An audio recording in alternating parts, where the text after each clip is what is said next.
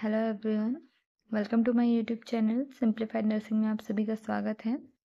Last class में हमने देखा था थेराप्यूटिक कम्युनिकेशन क्या होता है, उसका जो भी डेफिनेशन था, देन उसके जो भी प्रिंसिपल्स थे, पर्पस थे, कैरेक्टरिस्टिक्स थे, ये सब चीज़ों के बारे में हमने देखा। आज हम देखेंगे थेराप्यूटिक कम्युनिकेशन के टेक्निक क्या क्या होते हैं। तो फर्स्ट है आपका लिसनिंग।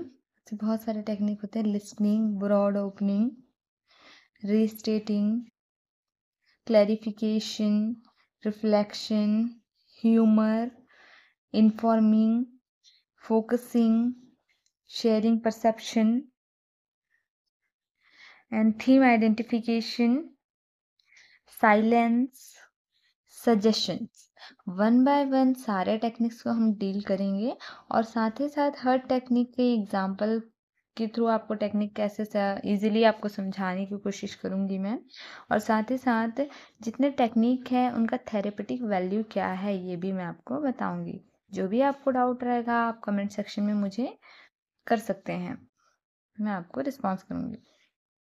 तो वीडियो को एंड तक ज़रूर देखें। फर्स्ट है आपका थेराप्यूटिक कम्युनिकेशन टेक्निक्स। फर्स्ट है listening. It is a active process of receiving information. ये एक एक्टिव प्रोसेस होता है इंफॉर्मेशन रिसीव करने का, रिस्पॉन्स करने का। पार्ट ऑफ नर्स, जो भी नर्स है उसका एक्टिव प्रोसेस है इंफॉर्मेशन रिसीव करने का, रिस्पॉन्स करने का। तो ये कैसे करेंगे? Such as maintaining eye contact. जब भी आप पेशेंट से कम्युनिकेट कर रहे हैं आई कांटेक्ट मेंटेन करिए। नोडिंग, उनकी जो भी बातें हैं उन पे अपना रिस्पॉन्स दीजिए। Gesturing and other form of receptive non verbal communication, जितने भी अदर फॉर्म होते हैं नॉन वर्बल कम्युनिकेशन के, जिससे कि पेशेंट को लगे कि आप उनकी बातें सुन रहे हो, वो सारे गेस्चर नोडिंग आपको यूज़ करना है। Convey the patient to his being listed and understand, ताकि पेशेंट को लगे कि आप उनकी बातें को सुन रहे हो और समझ भी रहे हो।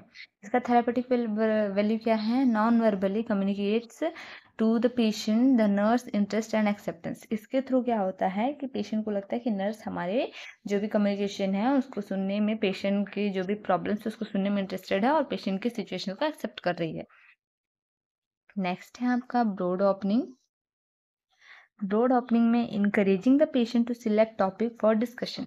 ब्रॉड ओपनिंग में मीन्स आप जो भी पेशेंट की कंडीशन है उसको ओपनली आप बात कर सकते हैं, उस पर अच्छे से डिस्कस कर सकते हैं।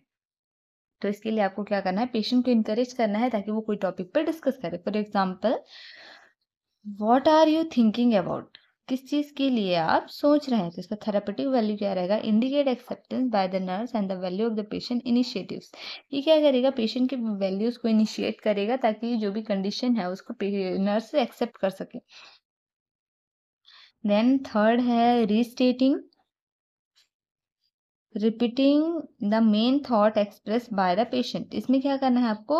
रीस्टेटिंग, आपको रिपीट करना है मेन थॉट पेशेंट क्या एक्सप्रेस करना चाहता है। For example, you say that your mother left you when you are 5 year old। आपको रिस्टेट करना है, रिपीट करना है पेशेंट ताकि अपने थॉट को एक्सप्रेस करे। जैसे कि एग्जाम्पल यहाँ पे दिया है कि आपने कहा कि आपकी मदर आपको जब आप 5 year old थे तब छोड़ के चले गई है। तब उसमें पेशेंट उस चीज़ को क्या करेगा? एक्सप्रेस करेगा कि क्या हुआ था, किस तरीके से था, ये सब। तो ये हो गया आपका रीस्टेटिंग। इसका थेरापेटिक वैल्यू है indicate that the nurse is listening and validate, reinforce और call attention to something important that has been said। तो इसमें क्या होता है? ये इंडिकेट करता है नर्स उनकी बातों को सुनने के लिए इंटरेस्टेड है, वैलिडेट कर रही है उनको, रीइंफोर्स कर रही है ताकि उनकी जो भी इम्पोर्टेंट थिंग्स है, पेशेंट जो भी बोल रहा है उसको वो वैलिडेट कर सके, अटेंशन उसमें दे सके। नेक्स्ट है आपका fourth number clarification, attempting to put unclear thought of the patient into word to enhance the nurse understanding or asking the patient to explain what he means। Clarification में चीज़ों को clarify करना है ना। आप जैसे पेशेंट कुछ आपको बता रहा है, आपको चीज़ें क्लियर नहीं हो रही है, तो आपको वहाँ पे इन्हेंस करना है पेशेंट को कि जो भी चीज़ें हैं आपको समझ नहीं आ रही है आप उसको क्लैरिफाई कीजिए। जैसे for example, I am not sure what you means. मैं नहीं श्योर हूँ कि आप क्या कहना चाहते हैं, क्या आप दोबारा उस चीज़ को बोलेंगे? Could you tell me about that again? इसका थेराप्यूटिक वैल्यू क्या होता है? It help to clarify feelings, patient की फीलिंग्स को क्लैरिफाई करता है, आइडियाज़ को क्लैरिफाई करता है, परसेप्शन, आपके परसेप्शन को, पेशेंट के परसेप्शंस को क्लैरिफाई करता है, correlation between the patients action, ये क्या करता है? पेशेंट के वर्ड्स और उसके एक्शन पे कोरिलेशन बनाता है। नेक्स्ट है आपका reflection, directing back the patients idea, feeling, question and content. आपको क्या करना है? पेशेंट की जो आइडियाज है, फीलिंग है, क्वेश्चन और कंटेंट है, उसको डायरेक्ट करते हुए रिफ्लेक्शन देना है। जैसे for example, you are feeling tense and anxious and it is related to a conversation you had with your husband last night। जिससे आपको डायरेक्टिंग करना है, पेशेंट की फीलिंग्स आइडियाज को डायरेक्ट करते हुए आपको कन्वर्सेशन करना है। तो जैसे आप इसमें एग्जांपल दिया है कि आप टेंस लग रहे हो, क्या ये आपकी टेंस और ये एंजाइटी आपके लास्ट कन्वर्सेशन से रिलेटेड है जो आपके हस्बैंड के साथ हुई थी लास्ट नाइट में? तो ये क्या करेगा? वैलिडेट करेगा नर्स को understanding of what the patient is saying and signifying empathy, interest and respect for the patient. इसमें क्या रहेगा? पेशेंट को लगेगा कि मैं अपनी चीज़ों को सामने जो भी है उनसे शेयर कर सकती हूँ। इसमें नर्स वैलिडेट करेगी, सिग्निफाई एम्पैथी के साथ वैलिडेट करेगी, इंटरेस्ट के साथ और respect for the patient, patient को रिस्पेक्ट देते हुए इन चीज़ों पे एम्पैथाइज करेगी। नेक्स्ट है आपका humour, the discharge of energy through comic enjoyment of the imperfect. इसमें क्या है? आपको जो भी एनर्जी है वो आपको पेशेंट को इम्परफेक्ट चीज़ों पे ना करके उनको इम्परफेक्ट चीज़ों पे ही पेशेंट को इंजॉयमेंट देते हुए उनको इनकी एनर्जी को डिस्चार्ज अप करना है।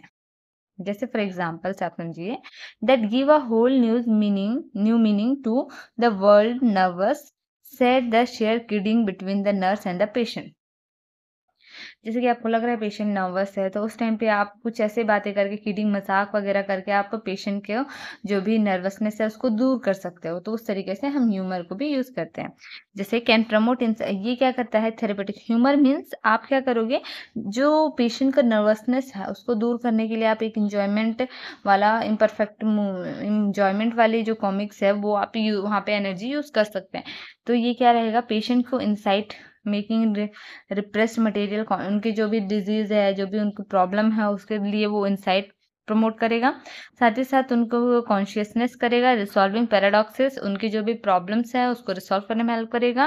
और tempering aggression and relevant new option, ये पेशेंट के नर्वसनेस की वजह से जो एंग्जाइटी आ सकती है, टेम्पर आ सकते हैं, उसको रिसॉल्व करने में हेल्प करेगा। And socially acceptable from the sublimation, और साथ ही साथ जो वो अपनी फीलिंग्स को पेंटअप कर रहा है और इन चीज़ों को फीलिंग की वजह से, अपने नर्वसनेस की वजह से चीज़ों से जो दूर हो रहा है, वो सब चीज़ों में उसको मिंगल होने में हेल्प करेगा, सोशल एक्सेप्टेबल वे में हेल्प करेगा। नेक्स्ट है आपका informing, the skill of information giving. Information देने का जो तरीका होता है उसको इन्फॉर्मिंग कहते हैं। I think you need to know more about your medication. जैसे एग्जाम्पल यहाँ पे, मुझे लगता है कि आपको अपनी दवाई के बारे में ज़्यादा जानना चाहिए। इसका थेरापेटिक वैल्यू ये है कि helpful in teaching for patient education about relevant aspect of patient wellbeing and self care.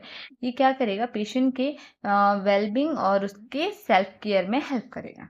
Focusing a question or statement that help the patient expand on the topic of importance।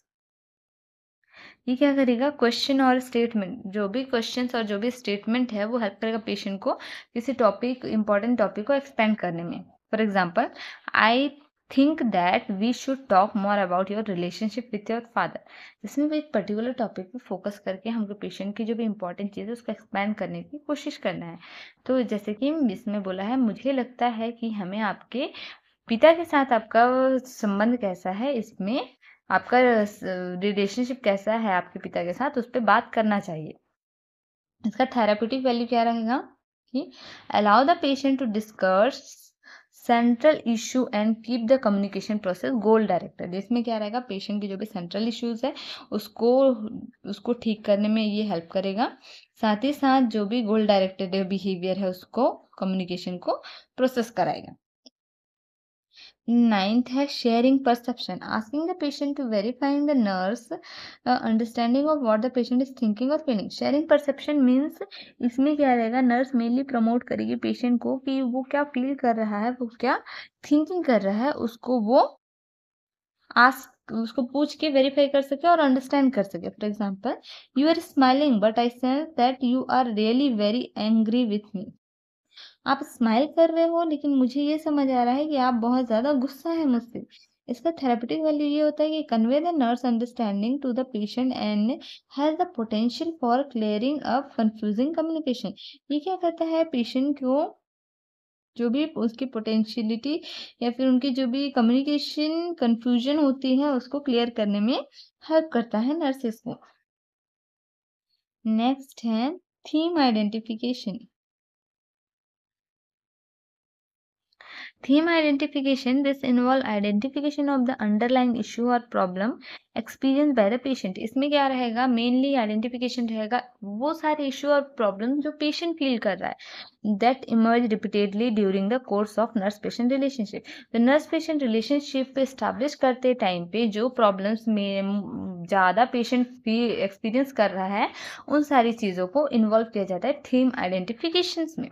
जैसे for example, I notice that you said you have been hurt और rejected by the man, do you think is an underlying issue. मैंने notice किया है कि आप hurt या rejected हुई है किसी आदमी के द्वारा, किसी मैन के द्वारा, तो आप क्या ये सोचती है कि यह एक इशू बहुत बड़ी दिक्कत है। तो ये थीम आइडेंटिफिकेशन में पेशेंट ने जो प्रॉब्लम मेनली इशू किया है नर्स पेशेंट रिलेशनशिप के टाइम पे, उसको हम मेनली फोकस करते हैं, आइडेंटिफाई करते हैं। तो इसका थेरेपेटिक वैल्यू है, it allow the nurse to promote the patient explanation and understanding of important problem. ये क्या करता है, नर्स को अलाउ करता है पेशेंट की जो भी इम्पोर्टेंट प्रॉब्लम है उनको एक्सप्लेन करने में और अंडरस्टैंड करने में। नेक्स्ट है silence, lack of verbal communication for a therapeutic reason. कुछ रीजन वर्बल कम्युनिकेशन यहाँ पे नहीं होगा, थेरेपेटिक रीजन की वजह से साइलेंस है। For example, sitting with the patient and non verbally communicating interest and involvement. Non verbally आप सिटिंग कर रहे हैं पेशेंट के साथ और जस्ट उनके जो इंटरेस्ट है और इन्वॉल्वमेंट है उसको आप एक्सपीरियंस कर रहे हैं। तो इसका थेरेपेटिक वैल्यू क्या रहेगा, allow the patient time to think and gain insight. ये क्या करेगा, पेशेंट को अलाउ करेगा थिंकिंग के लिए और उनको जो भी प्रॉब्लम है उसको इनसाइट मीन्स अवेयरनेस दिलाने के लिए। Slow the pace of the interaction and encourage the patient to initiate conversation. ये क्या करेगा, पीस को इंटरेक्शन और पीस को इनिशिएट करेगा और साथ ही साथ पेशेंट के कन्वर्सेशन को भी इनिशिएट करेगा, while enjoying the nurse support understanding and acceptance. जिसके थ्रू नर्स क्या करेगी, पेशेंट को सपोर्ट, जो भी फीलिंग है उसको सपोर्ट करने में और अंडरस्टैंड करने में और एक्सेप्ट करने में हेल्प करेगा। नेक्स्ट है आपका suggestion, presentation of alternative ideas for the patient's conversation and relatives to promote problem solving। Sorry, presentation suggestion क्या करता है, प्रेजेंट करता है अल्टरनेटिव आइडियाज प्रेजेंट करता है पेशेंट कंसिडरेशन, जिसमें पेशेंट की जो भी रिलेटिव्स है और उनके जो भी प्रॉब्लम सॉल्विंग स्किल है, इन सारी चीज़ों को हम यूज करेंगे। For example, have you thought about responding to your boss in a different way. तुमने ये सोचा है कि तुम्हारे बॉस को एक डिफरेंट वे में भी रिस्पॉन्स किया जा सकता है when he rise the issue with you. जब वो तुम्हारे लिए कोई इशू राइज करते हैं, you can ask him if a specific problem है सका। तुम उनसे पूछ सकते हो कोई स्पेसिफिक प्रॉब्लम अगर है तो ये क्या करेगा, therapeutic values increase the patient perceive notice और चॉइस। ये पेशेंट के जो भी परसीव, किसी भी चीज को परसीव करने के जो भी टेक्निक्स है उसको इंक्रीज करेगा और पेशेंट की चॉइसेस को भी इंक्रीज करेगा। तो ये रहा आपका थेरेपेटिक कम्युनिकेशन के टेक्निक्स। आई होप आज की वीडियो आपको पसंद आई हो, तो चैनल को लाइक शेयर सब्सक्राइब करना ना भूले, ताकि ऐसे ही और साइकेट्रिक नर्सिंग की टॉपिक्स चैप्टर वाइज आपको मिलती जाए। तो के लिए